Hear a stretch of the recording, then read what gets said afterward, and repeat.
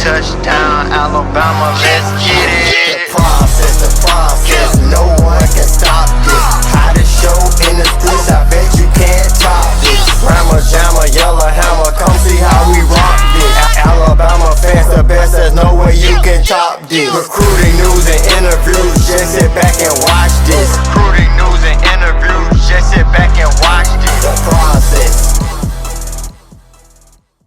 Welcome into The Process, Crimson Tide Recruiting. I'm your host, Justin Smith, the scouting and recruiting analyst for Touchdown Alabama Magazine. This is Tuesday's show, the first show of the week. As always, you guys can check out The Process every Tuesday and Thursday right here on Touchdown Alabama's YouTube page. So be sure to subscribe to Touchdown Alabama on YouTube to stay updated on everything Alabama football recruiting with The Process and yours truly. On this episode, I will actually be joined by former NFL offensive lineman and former Texas Longhorns offensive lineman and Blake Brockermeyer, who is the father of two of Alabama's top offensive lineman targets in the 2021 recruiting class, and Tommy Brockermeyer and also James Brockermeyer. Of course, Tommy is a 5-star offensive lineman, and James comes in at a four-star offensive lineman at this very moment. But these are two guys who are at the top of Alabama's top targets list when it comes to the offensive lineman position. And I'll get a chance to talk with their father, Blake Brockermeyer, later on in the show. But before I get a chance to talk with him, I do have a couple of recruiting updates to provide you guys with, and that's what we're going to dive into next. So with that being said, let's get the process started. I have a couple of key recruiting updates to provide you guys with as Alabama continues to push for recruits in the 2021 recruiting class. It looks as if Alabama's 4-star wide receiver target out of Maryland and Malcolm Johnson Jr. is set to release another top schools list, possibly cut his top schools list down some more. This is a guy who Alabama has been in contact with a lot as of late during this recruiting dead period. As I said on a recent episode of The Process, he did tell me in a recent interview that he was really impressed with Henry Ruggs, the third draft position, becoming the first wide receiver off the board in the 2020 NFL draft. He really saw Henry Ruggs' selection being a sign of transition for him as the NFL transitions to more of a league where they're aligning more speedier guys out at the wide receiver position. So Malcolm Johnson is really impressed with Alabama, and I expect Alabama to make a top schools list once he cuts his top schools list again. I think Alabama will be involved in this recruitment a lot moving forward. Another recruitment Alabama is expected to be involved in moving forward is 3-star athlete Jordan Gilbert out of Louisiana, out of Baton Rouge, Louisiana. Actually, he's a product of University Lab High School, which is the same high school Alabama starting inside linebacker Christian Harris is originally from in Baton Rouge, Louisiana. So Alabama has some success at University Lab, and they're hoping to continue that success. I know that Pete Golding has been in contact with Jordan Gilbert. This is a guy who Alabama hosted for a junior day event, and he is really interested in Alabama. I expect Alabama to be in the top schools list that I think he's going to drop on Sunday. So that's just something to keep your eyes on. Alabama is also offering a lot of guys in future recruiting classes. When you go to the 2022 recruiting class, Alabama actually offered the top defensive end in the nation in the 2022 recruiting class in Ene White. I actually caught up with White and talked about some of the things he likes about Alabama. I will drop the link to that article in this description of the video, so you guys can check out that article on Ene White. Alabama also offered a 2022 quarterback, a 4-star quarterback inside the state of Alabama, out of Gordo High School in Gordo, Alabama, and Tanner Bailey. This is a kid who I have been high on for quite some time now. I actually got a chance to travel to Gordo before his sophomore season and get a chance to talk with them, talk about some of the things he wanted to do during his sophomore season, a season where he led the Gordo Green Wave to undefeated regular season into the third round of the playoffs. This is a kid who has multiple SEC offers. LSU and Georgia have also offered the in-state product. He told me that this is an offer he had been waiting on. Nick Saban actually called him and got in contact with them to tell him about his offer from the Crimson Tide. Alabama's offensive coordinator Steve Sarkisian and Saban does have a relationship with Bailey. He was one of the recruits they did host for Junior Day. Of course, they did not offer him then, but they have recently offered him. I actually caught up with them for an interview as well. You guys can check out that article on touchdownalabama.com, and as always, the link to that article will be in this description as well. But those are the couple of recruiting updates I wanted to provide you guys with. as Alabama's recruiting continues to move forward, as Alabama continues to try to pull in some of their top targets in the 2021 recruiting class, and hopefully evaluate guys some more in the 2022 recruiting class. In the next segment, we'll be joined by former NFL offensive lineman and the father of James and Tommy Brockermeyer and Blake Brockermeyer. So this, we're going to go right into that next.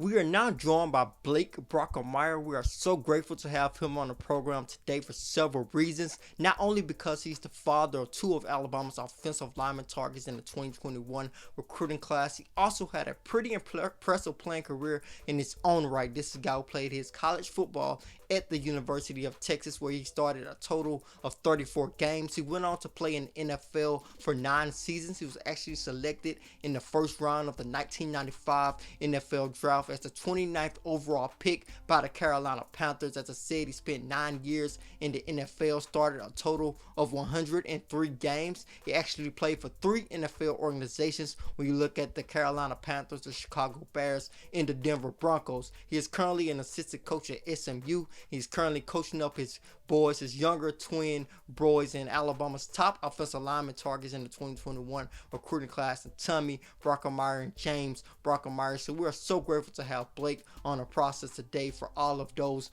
reasons. I know he's one of those guys who have experienced the recruiting trail during the time where social media was not around, during the time where coaches really could not see players until they got them on campus for visits. And now I know you are experiencing the recruiting process now through your son's eyes. Could you talk about how the recruiting process has changed?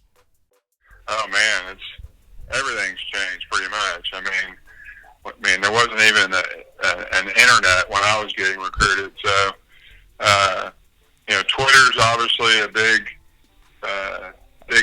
change. Having the film, I mean, I remember my dad used to have to mail my games on a VHS tape to schools. So obviously, just having access to kids' film and games immediately, and they have combines and camps, and I mean, when I played, there was none of that stuff. I don't think the schools really even knew how big you were until you actually showed up on campus for an official visit, so it's a lot more access to kids, and teams from all around the country can offer and get into kids now with really very little effort. So a lot different time. Yeah, I definitely can see that throughout the recruiting landscape. And with Tommy and James, I know they are respectable young men. Could you what are some of the things you would describe on both of them? You can do it separately. How would you describe Tommy, and how would you describe James as young men? James is very intelligent. He's a really smart kid. Makes pretty much straight A's, and he is a grinder, a hard worker that likes to very intense. And when he steps on the field, and likes video. I mean, just normal kid, likes video games, likes hanging out with friends, and playing with the dogs and hunting and stuff like that. Tommy's a hard worker. Loves football, loves studying the game, and loves competing. Normal kid really likes video games. He loves playing his video games, and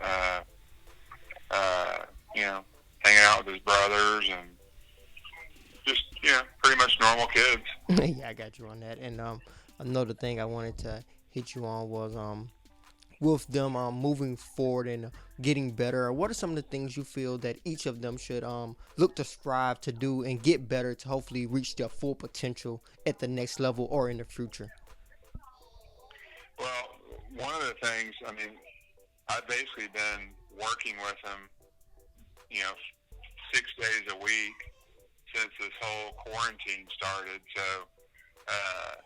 just their development in the weight room. I've noticed a big difference just in the last 6 weeks or so, and they can obviously get better and better and better.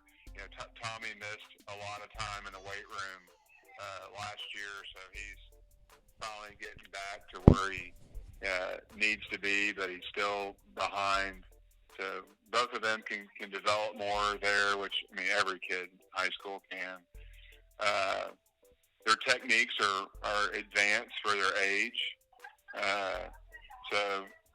but that's something that you have to keep doing and keep working on. And so a lot of the stuff that we do is not really based on high school football, but more college football. So I feel like they're ahead of the game there. But just learning the game, I think just mentally, I think that's going to be obviously like learning whatever school they go to's playbook, and it's a lot. College life is a lot different than high school life. High school, you just line up and go whip the guy in front of you, and you're on to the next game. But college, it's a lot, obviously, 100 times harder, and you got to know a lot more, and you got to be strong enough to be able to compete against those guys. Yeah, I definitely see them on Twitter. I'm working with you, trying to get better. But and the next question I wanted to ask you about was what are your thoughts? What are their thoughts about possibly playing for Alabama, or what do they feel about Alabama and what Alabama has been able to do as far as producing talent and getting guys and making them reach their full potential, whether that's on the field or doing something off the field? Well, the proof's in the pudding. Everything that they've done since Coach Saban's been there has been elite. Not only do they develop players, they've had 9 offensive linemen go in the first round, and countless other offensive linemen get drafted. So they obviously have a great program, a great system. They have a great new strength coach that we really like, and great conference they play in. So there's really nothing not to like. Everything's very positive, and be a great place to play for sure. Yeah. Now the last question I wanted to talk to you about was what are the recruiting plans for the future as far as visits? Are you guys just waiting it out, just trying to see what happens, or do they want to take any visits if they're able to? Or that's the last question I wanted to ask. Yeah.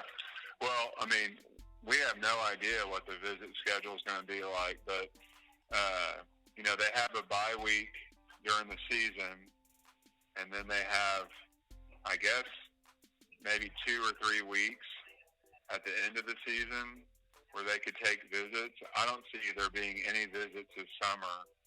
I don't think any schools are going to let kids on campus that aren't supposed to be on campus. So the window to visit schools is going to be very narrow. So no one really knows, but the good news for us is we've already visited all the schools that we're interested in, some of them twice. So, if we never went and visited again, then I think we could make a pretty good decision based on that. But obviously it'd be great to come back and visit if we could. But, the one weekend they have during the season to visit is the LSU Texas game. And I got another son that plays at Texas, so there's no way they'll be taking a visit that weekend. Yeah. So, it's the windows to visit are, in my world, look like they're very, very small. So, who knows? But, we'd obviously love to come back and visit at least one more time, but I guess that'll all depend on what the NCAA says, and if this coronavirus can stay away. Thank you so much for joining me on the process today, Mr. Brockermeyer. Thanks to everyone for watching the process on Touchdown Alabama's YouTube page. You guys can check out the process every Tuesday and Thursday right here on Touchdown Alabama's YouTube page. Go ahead and subscribe to Touchdown Alabama on YouTube. Then head over to touchdownalabama.com. Get your hands on our subscription. With that subscription, you'll be able to read all of our subscriber-only articles, and you'll also get your hands on our yearly print magazine issue. So please subscribe to touchdownalabama.com. Download the Touchdown Alabama app to stay updated on everything Alabama football recruiting with the process. And yours truly, thanks to everyone for watching the process. As always, I am Justin Smith, the scouting and recruiting analyst for Touchdown Alabama magazine.